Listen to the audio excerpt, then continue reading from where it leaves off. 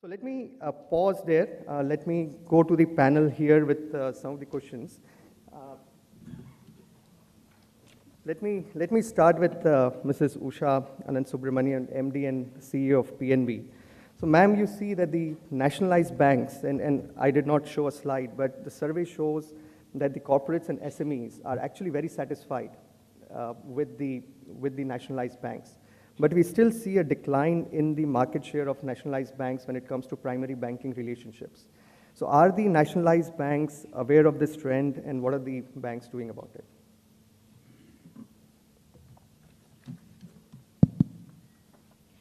Thank you. You very well said that the corporates and SMEs still have a positive skew to the nationalized banks and the share, but at the same time, these banks are losing the shares. If you see the latest trend, maybe the last 1.5 years or so, you would observe there has been a lot of slowdown. The pickup has been very weak, and no new projects are coming. I mean, that doesn't fully answer your question. But I would say all kinds of projects that have happened in the country, big, mega, senior level projects, one should not forget it has been the contribution of the public sector banks in great measure that has come to this stature of investments in the country. Large projects are certainly funded by banks like SBI, PNB, Bank of India, Bank of Baroda, those kind of large banks.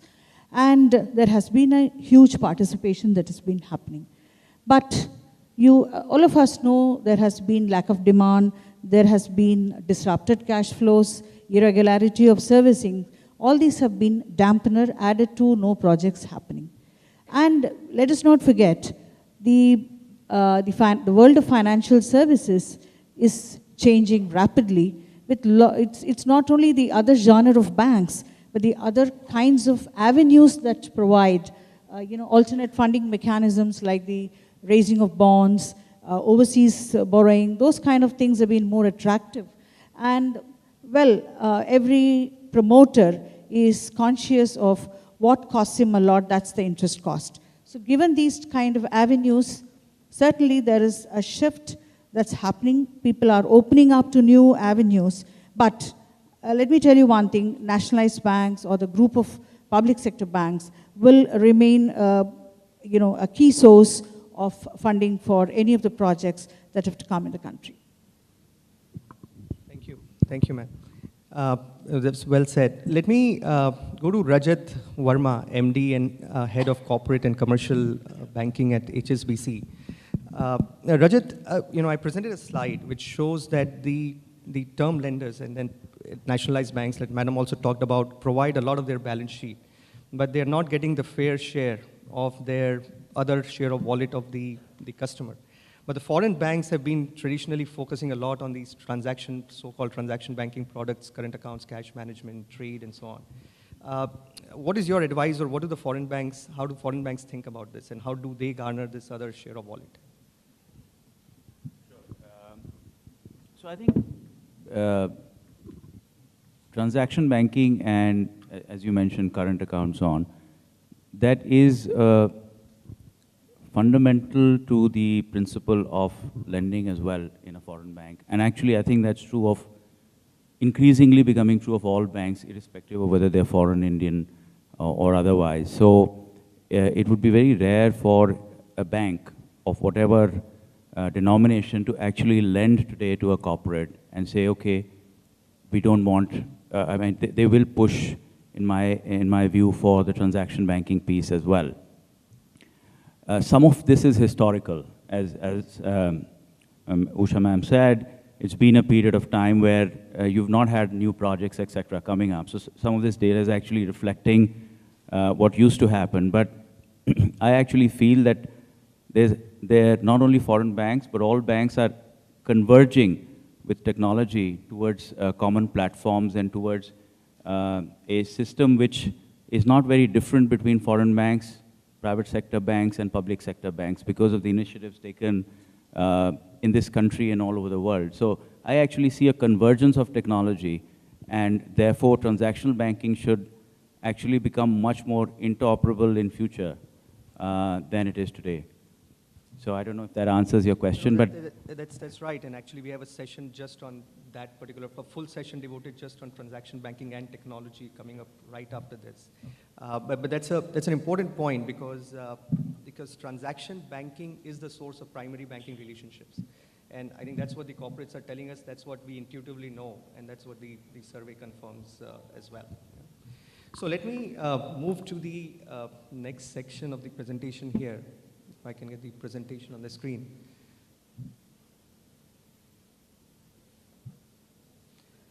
So let me ask a quick trick question. So in our survey, we asked the corporates how happy they are with the banks. And then we cut that data by large and small corporate.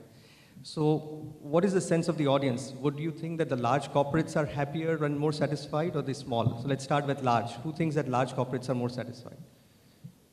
Very few people think that the large corporates are more satisfied. How many people think small corporates are more satisfied? Probably it's the same number. How about both? I think so. It's a confused audience. It's I think not enough people raising. So let me show you the answer. So the answer here is by far the large corporates are more satisfied with the banking services. And that is true across products. So what you see on the x-axis is product, amount of capital, price, service charges, flexibility, so on and so forth. Across all categories of products and services, the corporates, large corporates are more satisfied with their banking partner than the small corporates. Especially you see issues around service charges, you see issues around price, where the differences go. You see a huge difference in the quality of the RMs that the SMEs are getting versus what the large corporates are getting, and so on. So let me move to Mr. Sanjay Bhatia, who's MD of Hindustan Tin Works and also president of FICCI's Confederation of MSMEs, who represents the cause of MSMEs on a lot of national forums. So Sanjay, do you think this survey truly reflects what the feeling of the SMEs on the ground is? Good morning, everyone. Well, at the outset, I would say that I think the role of MSME or SME is very important for the growth of the country. They play a central role in the development, and growth rate generally, as we have seen, is about over 10%. And I think this is the sector which really needs the nurturing. This is the sector which needs the hand-holding. I raised one point yesterday also while Governor was here about the high interest rate, and you see this sector is really suffering because of the high rate of interest. And the lending process, as we say, they are very paper intensive and cumbersome and manual, and I think the MSME particularly, they find it very hard to do that. For them, there are two contact points in a bank, either the cashier or the bank manager.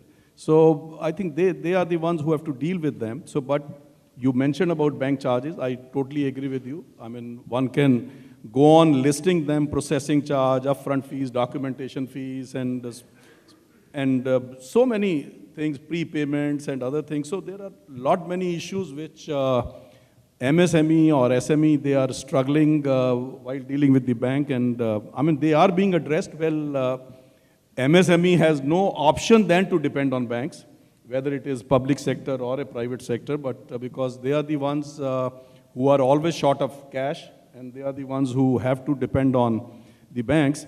But then the repayment in case of term loan is normally restricted to 3 to 5 years, rather than looking at the cash flow of the project that based on cash flow, maybe they are able to pay only in 7 years.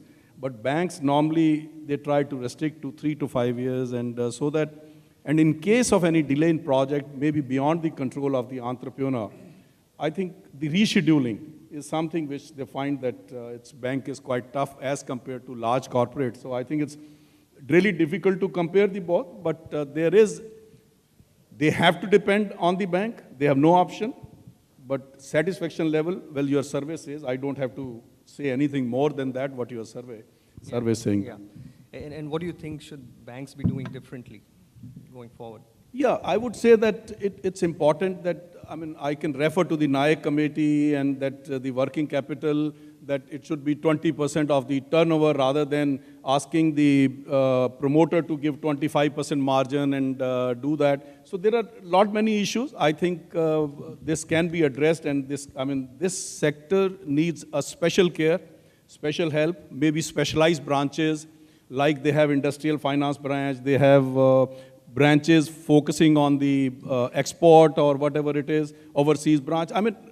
From that point of view, if there are relationship manager who is very, very critical in this, who should be trained specially to help the SME sector, handhold them, guide them in case there is any issue, maybe what really can be done. So these are few things which just comes to my mind.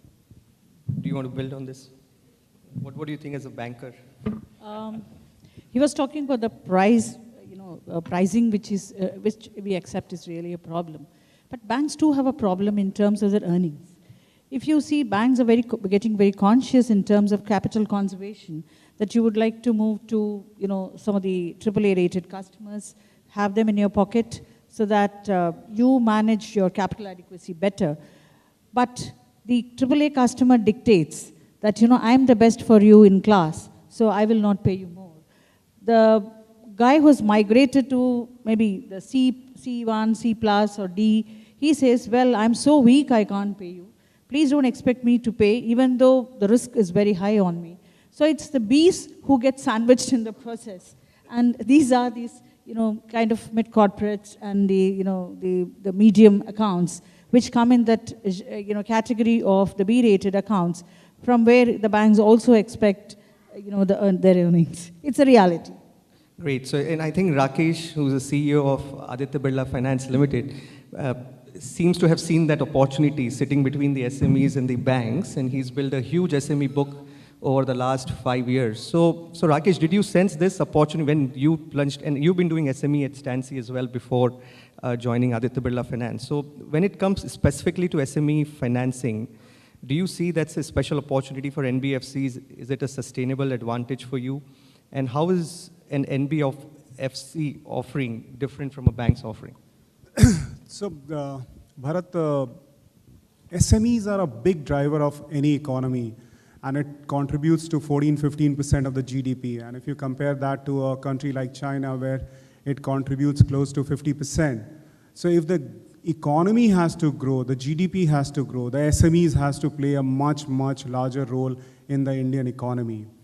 And through your survey, if you see, what we are seeing is this is a segment which is underserved by the current banking structures, if you see. So banks and the large banks are focused either on the large corporates or on the consumer. Somewhere the SME falls between. And that's the reason the NBFCs can really play a very strong role here and build a proposition which is strong enough, because if you see across all parameters, there is a gap between what a small customer is facing from the current banks.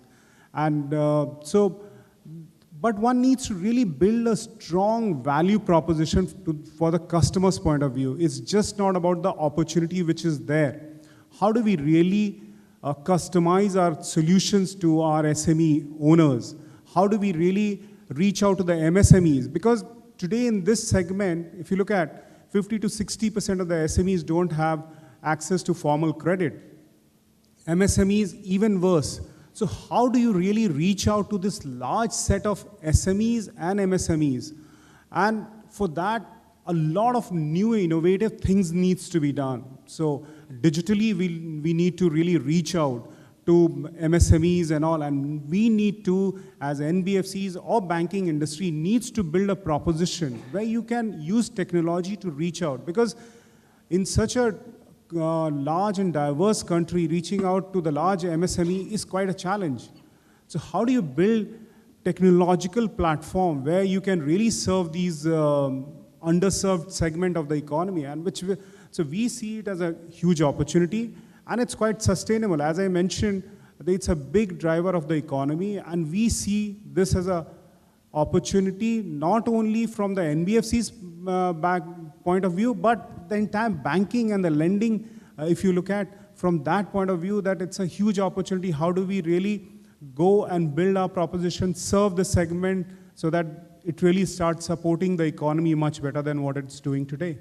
So are you going to share some of your secret sauce, how you have been doing it? Of course, we agree that there is a huge opportunity. But what is the value proposition? When you talk about the value proposition and differentiation and the different way to serve and innovative digital ways of doing it, what specifically would be a few things that you would? There's a few things, and these are basics. If you stick to basics on time, how fast can you reach out to the customer? When the customer or the SME is looking for the money, if you can serve him and you can offer him at that point in time, how do you really customize it for him basis his needs rather than just providing a cookie cutter working capital limits? So how do you really customize it basis the needs of the SMEs? So very basic things, but if you do it right, I think if you turn it around faster for a SME, he will be able to churn his turnover much faster, and he can achieve much higher turnovers. So that will help his business to grow. And Sanjay, would you agree with what Rakesh is saying? Absolutely, I echo that, and I totally agree with what Rakesh said. I think it's important that I must have the facility or the funding right at the time when I need it, so that there is an opportunity, for me to grow, but if I don't get fund, as I said, I have no option then to depend on bank. So, that's because I'm already running short of capital. Yeah. So that's where I need the bank to help me and come there and at the right time, at the right cost. So I think that's what I would say. Great. But what is important for this, small corporates, MSME entrepreneurs is, timely delivery of credit. And most of us are worked up on the issue of pricing. He doesn't mind paying 0.5% more or a 75 bips more, but what he wants, so what I agree with both of, Rakesh and Sanjay on the, turnaround time that has got to be, cut short. It has to be collapsed in such a way that he doesn't get he's not starved of funds, and there is a timeliness in what we do. Secondly, if you see, they're all excellent technocrats, absolutely no doubt on that. But what they lack is the financial acumen. And where such kind of inputs are as well required, maybe preparing their cash flows, maybe preparing the project, somewhere we need to handhold as bankers. So I can talk for Punjab National Bank. We have almost 21% of our book in the MSME advances. And we have almost 285 branches dedicated for SME funding. As far-flung as Jammu, we have branches which work for the SME. And we are in the process of unleashing a cadre of officers called financial counselors for SMEs. So who can work with them, who can guide them? Not that, it does require hand-holding, especially on the finance side. So, and also, there are a lot of digitalization happening, so we can talk about it later, but it will all encompass all these things that would support the MSME. As Rakesh said, well, it forms the backbone of the economy in a big way. Yeah, thank you. One more interesting observation I'd like to share with everybody here is that when you look at the NPA level, a very often talked about subject in the recent past, the highest level of NPAs are actually in the large corporate space. The lowest level of NPAs are actually in the microfinance space, and probably SME comes in between. So the highest yielding client for the highest paying customer is actually the most credit worthy just in terms of portfolio performance. And I think I can say that for the SME portfolios of various banks, I think foreign banks are not as large, but we have built out our SME portfolios as well. And the performance of those portfolios is actually really, really strong. Great, thanks. So I think it is very clear to us that the SMEs need to be served better by the banks. I think we'll repeat the survey in 3 years and we will see if that has changed or not. And I think, I remember some data from 3 years back. I do see actually the difference has slightly reduced. Now, I'll come back to you later maybe in the next 3 years and how, if you're starting to see some trends. But this is an important observation from the survey as an opportunity for the banks and NBFCs, but also as a service to the nation, as some of the panelists are talking about. So let me move to the next few section where we really try to understand if a corporate or SME is happy with the bank, do they do more business with the banks? Just being happy is not enough. Let's try to see if they do more business with the bank. So here's some data. So here you will see the line on the top is the corporates which are very happy, and this line at the bottom which are corporates which are not happy with their banks. And there are across products, you will see that the share of wallet of happier corporates with their primary bank is much higher. When we do the math, we realize that the corporates and the SMEs who are satisfied with their banking relationship with their primary bank give 15% more business to that bank. So now just think of your own customer base. If you can just make them serve better and make them more satisfied, that itself can give you 15% growth on an average. I think that's the key message. So why are they not satisfied? What do they like and not like about banks? And here's some data on that. And this is across parameters. What you notice here is the things on the left is what they're not satisfied with. Exception handling, things around service charges, technology, turnaround time, which was just spoken about, innovation. And they're generally happy about products, price, flexibility, brand, and things. One thing that we saw, which was a significant drop from 2013, was the quality of the RM. So these dots are 2013 data. And that was where we saw a big departure between a 2013 survey and a 2016 survey, where the quality of RMs used to be a strength just 3 years back, and that has now become a weakness for the banks. But technology, service charges, turnaround time, exceptional handling, they continue to remain as the biggest weaknesses as identified by the customers. So let me go back to ma'am, to you, in terms of when you see these trends, how can banks work with their existing customers? A bank like a PNB would have very large customer base. What are specific things that the banks are doing to improve customer satisfaction? And so any points on that? Yeah, it's to work through the life cycle of the customer. It is not just a relationship to give a loan and then watch what happens, or it becomes an NPA, or you nurse the unit, those kind of things. Because it always starts off as a very, very small relationship, maybe a current account, or maybe a small loan. The initial relationship is very, very small, but that doesn't stop there. What happens is it progresses through the life cycle, through giving lot many more products that would matter to the individual as an entrepreneur, or to the working unit, the staff of that unit. Those kind of value additions have to happen through the life cycle of the customer. And secondly, what is more important is segmentation. Today, we have a category of women entrepreneurs coming up very fast. I think we can't ignore this, segment. And we need to develop products because they are not into very, hard industrial kind of activities, but they are into very sophisticated and very meaningful activities. So for which we need to start having products done or designed differently.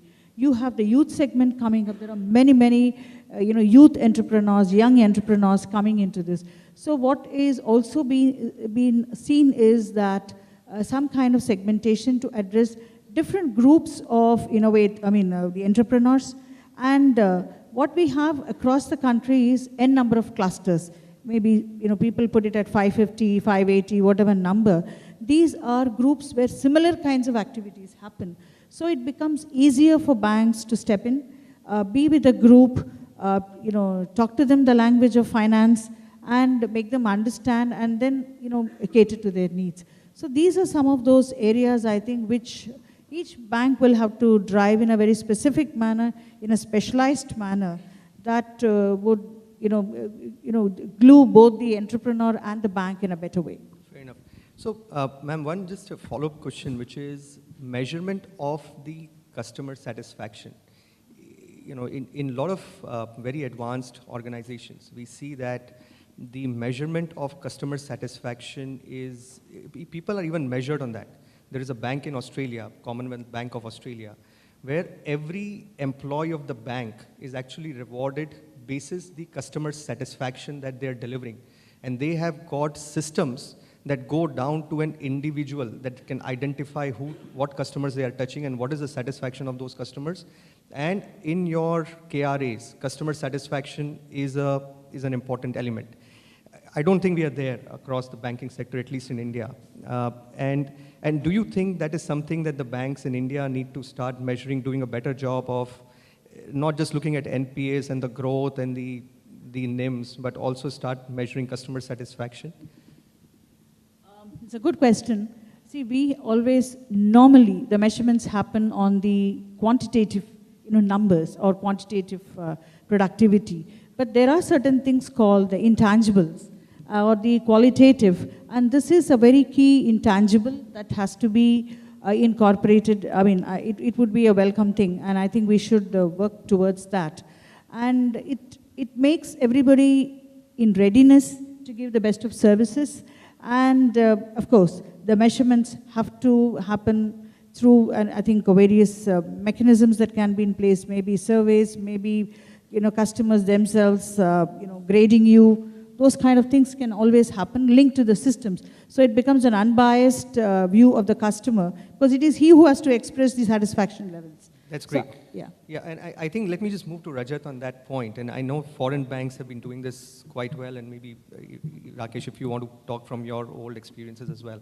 So what is the trend in the foreign banks? How do you think about customer satisfaction? What do you measure? What impact does it have, let's say, on your bonus itself? That's a good question. No, but before I answer the question, let me just, I think for grey-haired bankers like myself and others around this room, it's really important to sometimes go back to school and listen. A survey is, in my view, something like that. You go and listen to somebody else talking generally about both you as well as the industry. I think that concept is followed in foreign banks and other banks as well, but it's followed to different extents in different institutions. Globally, it's certainly a very well-accepted norm, and they are independent surveys which are not bank-specific. They cut across different types of banks. There's a Greenwich survey. There's surveys conducted by various other institutions as well. And as ma'am said, they go fairly deep into the qualitative aspects of client feedback, because very often it's about what the CFO or the CEO is actually saying about a particular bank and so on. So it's quite specific. So I think on the retail banking side, there are mystery shopping surveys and so on. I don't believe that we have, certainly not in our institution, but in other institutions, it's fairly rare to see this go into very specific measures. So it's really one of those things which are taken with importance, but it is not, say, for example, linked with bonus or linked with other things. It is qualitative. So perhaps there is something we can learn from the model of the Australian bank that you mentioned. But certainly in foreign banks, it is taken quite seriously, and it is part of BAU. So it has been there for, I would say, more than a decade, and more banks should adopt it. Fair enough. So Sanjay, let me just, do people come and ask you, are you satisfied with your banks? How often has that happened with you in your experience in 40 years of being an entrepreneur? So all these questions are reserved for me, and especially when my banker is sitting next to me. So I have to be really careful when I say, ma'am, I am talking on behalf of the industry, so. No, no, that's fine. Well, I would say that, again, I think getting the finance or the funds at the right time, at the right cost is the key for my survival. I think that's something which is very important. And it would be good in case banks can really design, in particular for MSME and SMEs, is some flexible digital platform to provide end-to-end services. I think that's the key, because you see the balance sheet or the things asked by them, let there be a simple standard format, let the lending process be simple. I mean, if I today look at the documentation post-sanction, which is being done, maybe if I go through the line by line, I will not sign it. But still I do it because I need funds. So I think the kind of clauses, kind of things which are there, I mean, it has often been seen, they come and the banks come and sign, okay, blank sign kar dijiye, hum baad mein bhar lenge. So we do that because we know that we need funds, and in all fairness to the bank, we do all this. But I think it's important that this sector, MSME, SME, has to be nurtured. After agriculture, if any sector can provide employment, it is this sector. I think from that point of view, special care has to be given to this sector. Great, thanks, Sanjay. So I think we spoke about digital in this round of Q&A. So let me move to the findings on digital behavior of corporate and SME customers. So let me just quickly ask. So do you think the corporate and SMEs are aware of the digital offerings? Are they aware but not using? So let me first ask, do you think that they're aware of all the digital offerings that the banks have for the SMEs and the corporates? What do you think? Aware, not aware? Not aware, okay. Are they using and satisfied? Do you think they are using and satisfied? They are not. So I think the answer is it depends on the type of offering. So what I've done here is there are activities that the corporates are doing where there is high awareness. So checking on their balances, updating the account parameters, tracking bulk payments. So all the payments, collections, transaction stuff, there is a high level of awareness that it is available digitally. There is high number of customers who are using this. When they're using, they are actually satisfied, is what we are finding from the survey. Then there are the second middle bucket where there is a medium level of awareness, and these are typically trade and forex related digital offerings. So there are many banks now offering trade LCs, BGs that you can go online and do, forex transactions that you can go online and do. The awareness of those is still not there amongst the SME and the corporate, and if they're using it, they're again satisfied. And lastly, there is low awareness activities where the awareness itself is not there, which is investment-related, insurance-related transactions, vendor finance, dealer finance, and things like that. So when we actually ask the customers, why they are not using digital to the extent, the answer is pretty simple. While my RM told me that I can do something digitally, I was not hand-holded, I was not shown how to do it. Once I was shown, I got used to it, then I did not go back to the non-digital ways of doing it. So the message for the banks here coming out of the survey is that if you invest enough behind educating the customer and hand-holding them to start using the digital properties, they actually get hooked to it, and they are actually reasonably satisfied with these products. What will happen over the next few years? We also asked the customers, what do they see happening in the next 5 years in terms of the digital usage? What's interesting is that the activities with the RMs, which is at the bottom of this chart, will continue to reduce. So about 50% of the activities that the corporates are currently doing with the banks are through RMs. And that they expect to come down to a quarter. And the 75% of the activities they expect to become digital, mobile being one for sure, but desktop or the laptop will continue to remain a main avenue for the corporates and the SMEs, which is very different from a retail customer that is going all mobile. What we are finding in the corporate and the SME spaces, there are still people sitting on their desks behind their desktops, and they continue to believe that they will continue to do banking through desktops and laptops, and of course some of it will go to mobile as well. So let me come back to the panel here on this on digital, and let me start, Rajat, with you. Given that the foreign banks started doing this long time back, and now you start to see, you spoke about the convergence happening when the public sector banks as well as the private banks have become open to digital and they are innovating. So what specifically are the services that the foreign banks offer in terms of digital? What do you do to get your customers to adopt digital, and what would be your advice to the fellow bankers? So I think at an opening comment, I'd say that the move to digital, the move to paperless transactions is actually quite a revolution. If you step back and think about the enormity of the change that is happening, IMPS came in 2010. Now you have a system which overlays that architecture, UPI, and makes it all the banks kind of come on a common platform where you can do transactions instantaneously 24/7. So I think these are very dramatic shifts. And in some ways, India has been able to leapfrog some of the other platforms when you go through the systems that, say, Singapore or the US or others have had. In many ways, we've been able to leapfrog into a very superior, scalable system right from paper.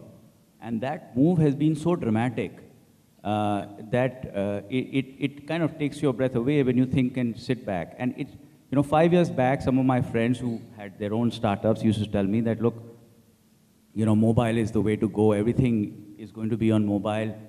Not much has, that process has been much slower than I thought it would be. But today, because of e-commerce, there are 10 crore clients or buyers of such products. And the anticipation is by 2018, there'll be 20 crore. And increasing smartphones, 4G, all of these are all enablers. And what the Payment Corporation and other banks are doing is absolutely outstanding work. When you actually understand the depth of the system that is being brought in, I don't think even, forget about customers, I don't think even all bankers are aware of the extent of change that is likely to come over the next few years.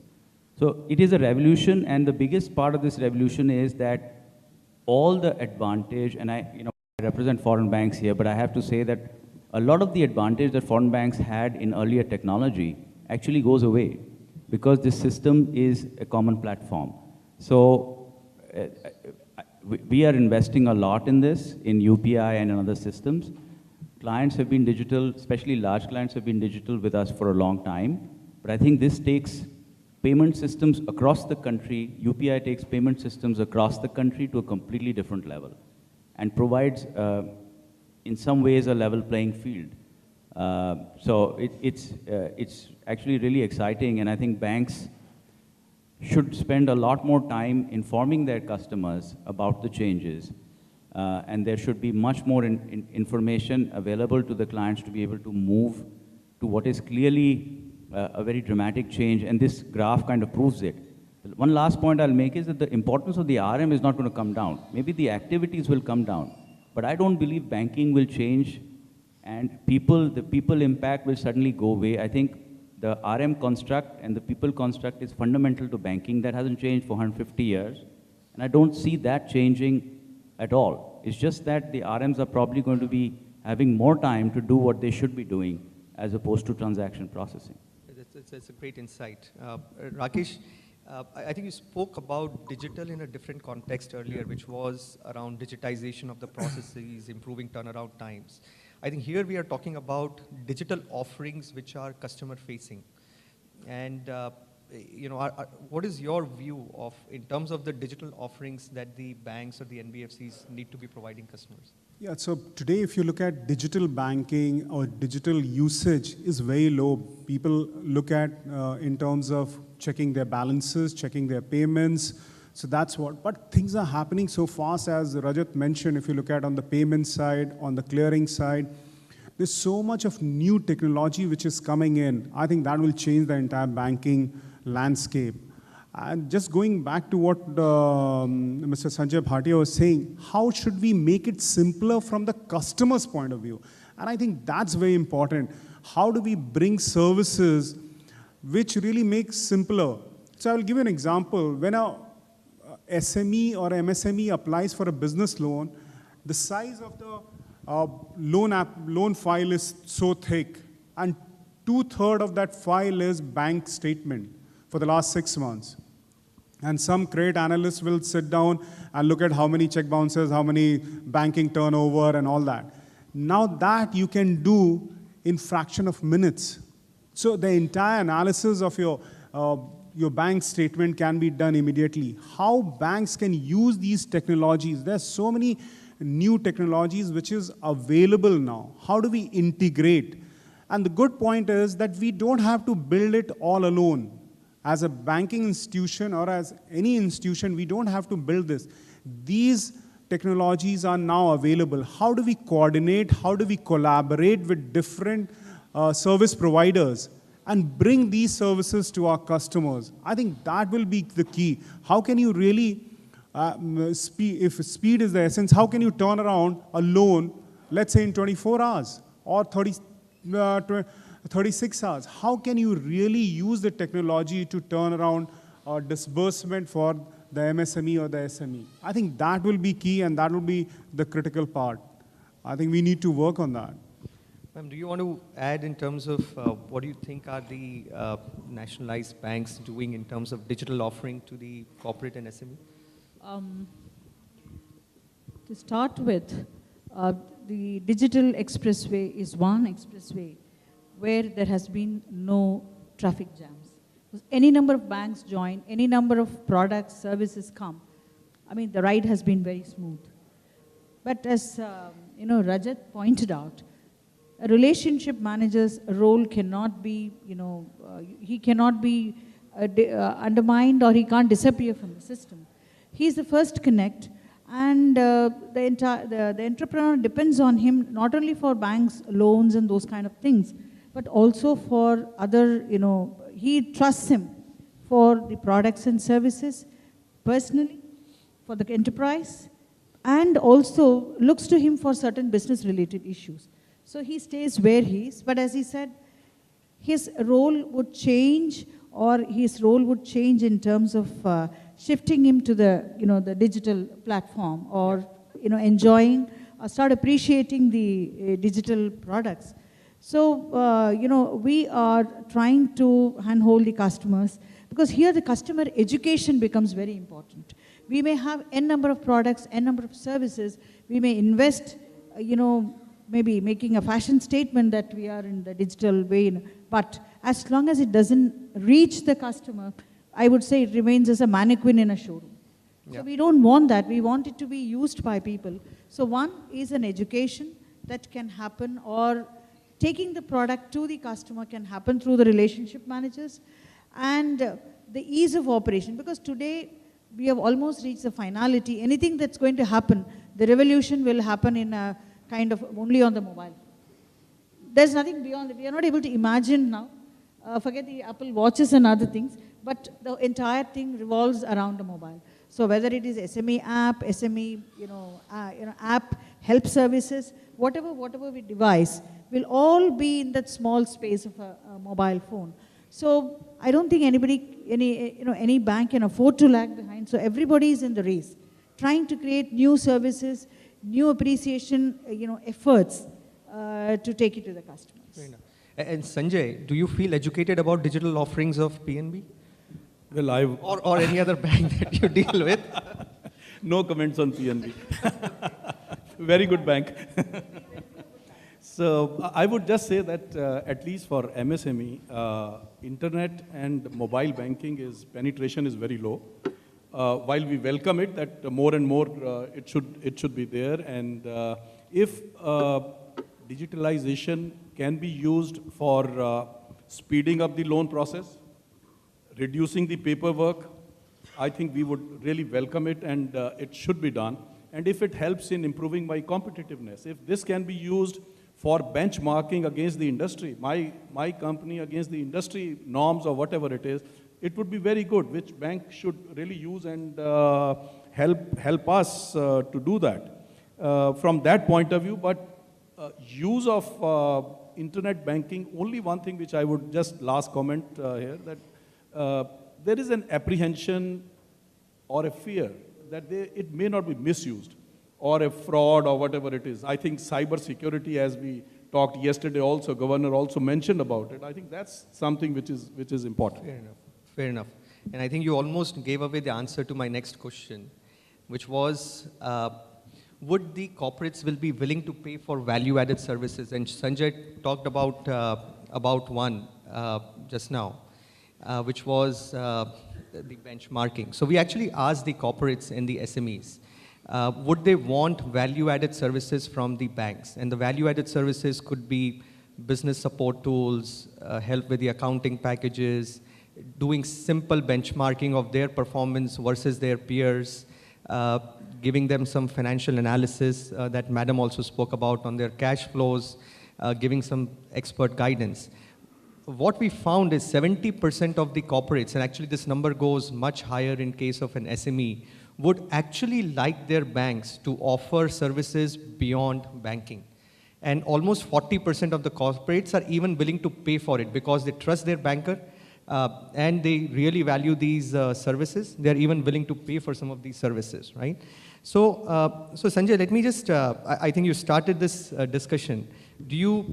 What kind of services do you think would be valuable from a bank's perspective, especially to the SME, beyond the balance sheet and the lending and the pricing? As I said, anything reducing my paperwork and speeding up the process.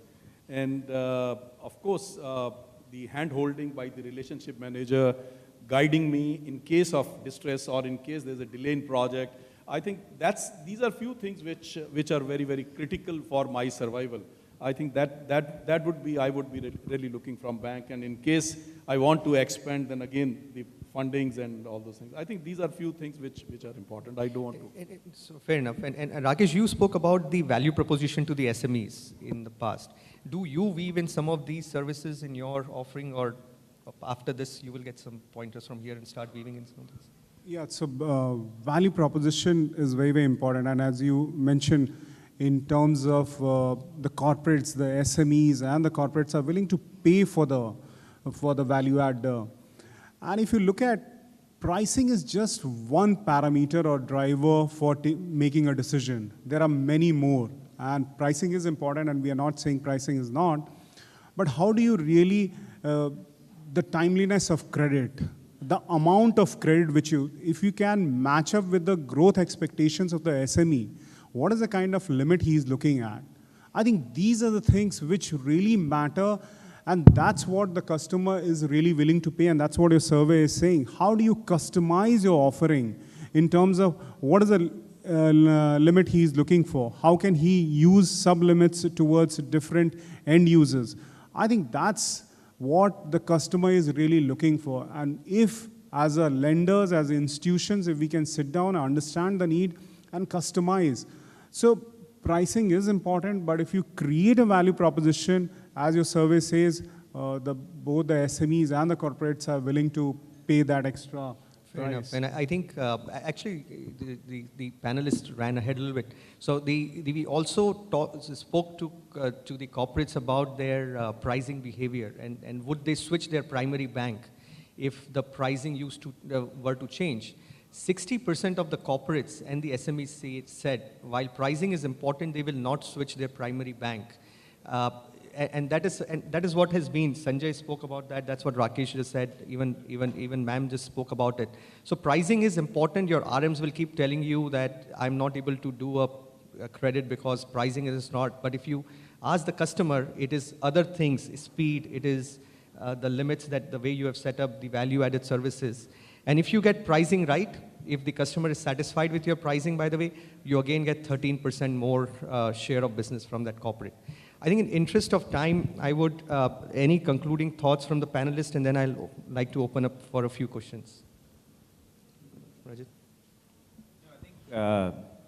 I was just commenting to Sanjay that the panel is more or less agreed with each other. There's no controversy.